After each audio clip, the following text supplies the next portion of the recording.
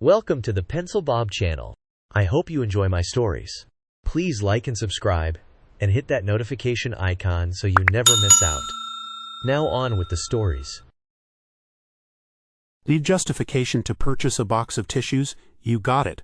I was sitting at my desk staring at the computer screen, my fingers hovering over the keyboard. The office around me was quiet, save for the gentle hum of the air conditioning and the occasional click of a mouse. I took a deep breath, trying to calm the anger that was bubbling up inside me. It was ridiculous, really, that I was about to spend my afternoon writing an essay about tissues. But here I was, ready to do battle with the most frustrating person in our entire university. Let me back up a bit. I'm a project manager at a state-funded university, and I've been here for about a year now. It's a good job, challenging but rewarding. I love what I do and I'm damn good at it. But there's one thing, or rather one person, that makes my job a lot harder than it needs to be. Our department accountant. Now, I'm not one to speak ill of my coworkers, but this woman, she's something else. Picture the most pedantic, nitpicky person you've ever met, then multiply that by 10. That's our accountant. She's the kind of person who'd demand a receipt for a paperclip if she could. And don't even get me started on her attitude. She talks to us like we're kindergartners who can't count to 10, let alone manage a budget. There's a rumor going around that she only got the job because she's related to someone on the board. I don't know if that's true, but it would explain a lot. Either way, I've learned to deal with her quirks. I dot every I, cross every T, and triple-check every form before it crosses her desk. It's a pain in the ass, but it's easier than dealing with her smug face when she sends something back for corrections. So anyway, back to the tissues. A year ago, I was handed this big project. It's a 5-year training program that our director calls his baby. My manager got it off the ground, then passed it to me to run. And let me tell you, I threw myself into this thing. Not just because it's my job, but because the director is seriously one of the coolest people I've ever worked for. I wanted this program to succeed, for him and for me. I've got a project coordinator who helps me out with the day-to-day stuff, ordering supplies, dealing with facilities, that kind of thing. We've been running these training sessions for a while now, and they've been going great. But we were running low on supplies, so my coordinator went to restock. Now most of what we need, pens, notepads, name tags, we can get from our regular office supply vendor. But for some reason, tissues aren't on their list. The director specifically asked us to have tissues available at every session, so my coordinator's been buying them in bulk from a warehouse store and storing them in the basement. Everything was fine until she tried to submit the receipt for the latest batch of tissues. That's when our lovely accountant decided to make a fuss. She told my coordinator that tissues weren't an approved purchase.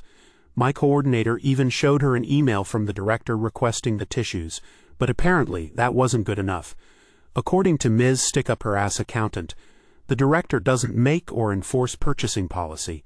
When my coordinator came into my office looking like someone had just kicked her puppy, I knew something was up. This woman is usually tough as nails, takes no shit from anyone. But there she was, telling me she'd have to return the tissues unless we could provide sufficient written justification. That's when I saw red. I mean, really, we're going to make a big deal out of some damn tissues? I could have escalated this, taken it to my manager or even the director. But you know what? I didn't want to bother them with this bullshit. Instead, I decided to fight fire with fire, or in this case, bullshit with bullshit. See, I've got a special talent. I can write pages and pages of detailed nonsense about absolutely anything. Give me a topic, no matter how small or insignificant, and I can turn it into an epic. And when I'm angry, well, that's when I really shine. So I cracked my knuckles, took another deep breath, and started typing. My coordinator settled into a chair in the corner of my office, watching me with a mix of curiosity and amusement. "What are you doing?" she asked.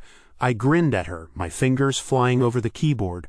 I'm giving her what she wants. Sufficient written justification. And boy, did I give it to her. I wrote about the importance of comfort in a learning environment. I expounded on the potential health hazards of not having tissues readily available. I waxed poetic about the psychological benefits of feeling prepared for any nasal emergency. I even threw in a bit about how providing tissues showed that we, as an institution, cared about the well-being of our participants. My coordinator was trying hard not to laugh out loud as she watched me work. "How long is this going to be?" she asked after about an hour. I paused long enough to do a print preview. 5.5 pages, I announced proudly. Her eyes widened. "You're kidding." "Nope. And I'm not done yet. By the time I finished, it was nearly noon. I read through it one last time, making sure it was as ridiculous and over the top as possible while still sounding professional. Then, with a flourish, I hit send. And now we wait, I said, leaning back in my chair. My coordinator shook her head, still grinning. You're insane, you know that, I shrugged. Maybe, but I bet you anything this works. We went about our afternoon, business as usual. I had meetings to attend, reports to write, the usual project management stuff. But in the back of my mind, I was wondering what the accountant's reaction would be when she opened that email. Just before 5, as I was packing up to head home, my coordinator popped her head into my office. She had a huge smile on her face. You're not going to believe this, she said. I raised an eyebrow. What? The tissue purchase was approved. It's in the system. I couldn't help it. I burst out laughing. Are you serious? She nodded, coming into the office and closing the door behind her. Dead serious. No email, no comment, nothing. She just approved it. I leaned back in my chair, feeling a mix of satisfaction and disbelief. Well, I'll be damned. I guess your essay did the trick, my coordinator said, still grinning. I shook my head. I guess so, though I kind of wish I could have seen her face when she read it. We both laughed at that image. I could just picture the accountant, her face getting redder and redder as she scrolled through page after page of tissue justification. You know, my coordinator said as she turned to leave, I don't think we'll have any more problems with tissue purchases from now on. I nodded. Probably not, but if we do, I patted my computer. I've got plenty more where that came from. As I packed up my things and headed out for the day, I couldn't help but feel a little smug. It was a small victory, sure, but sometimes those are the sweetest. And hey, if nothing else, at least our training participants would have tissues if they needed them. The next morning, I half expected some kind of fallout. Maybe a stern email from HR about appropriate use of work time, or a frosty glare from the accountant in the hallway. But nothing happened. Life went on as usual, except now we could buy tissues without a fight. Over the next few weeks, I kept waiting for the other shoe to drop. But it never did. The accountant never mentioned the email, never gave us any more trouble about tissues. In fact, she seemed to be avoiding me and my coordinator altogether. One day, about a month after the tissue incident, I ran into the director in the break room. He was getting coffee and I was microwaving my sad desk lunch. Hey, he said, nodding at me. How's the training program going? I gave him a quick rundown, highlighting our recent successes and the positive feedback we'd been getting from participants. He nodded, looking pleased. That's great to hear. You know, I got the strangest email the other day. My stomach dropped. Oh, yeah, from the accounting department. Something about revising the purchasing policy to include personal care items like tissues. He shook his head, chuckling. I have no idea where that came from, but I approved it.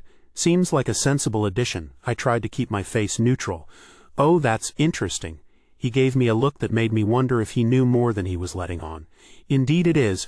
Well, keep up the good work. As he walked away, I let out a breath I didn't know I'd been holding. I couldn't believe it. Not only had my ridiculous email worked, but it had actually led to a policy change. I went back to my office, feeling a mix of pride and disbelief. My coordinator was there, working on some paperwork. You're not going to believe what just happened, I said, closing the door behind me. I told her about my conversation with the director. By the time I finished, she was laughing so hard she had tears in her eyes. So basically, she said when she could finally speak, your insane tissue manifesto not only got us our tissues but changed university policy. I nodded, still not quite believing it myself. Apparently so. She shook her head, wiping her eyes. That's amazing. You know what this means, don't you? What? She grinned. Next time the accountant gives us trouble, we're coming to you. I groaned, but I couldn't help laughing. Great. I can't wait to write my next masterpiece. The existential importance of paper clips in higher education, maybe. We both cracked up at that. As the laughter died down, I looked at the stack of work on my desk and sighed. Well, back to the grind, I guess. My coordinator nodded, standing up to leave. At the door, she paused and turned back to me. Hey, thanks for having my back with this whole tissue thing. It means a lot. I smiled. Anytime. That's what team members are for, right? She nodded and left, closing the door behind her. I turned back to my computer, ready to dive into my actual work. But before I did, I couldn't resist opening up a new document and typing out a title. The Existential Importance of Paperclips in Higher Education. A comprehensive analysis. You know, just in case.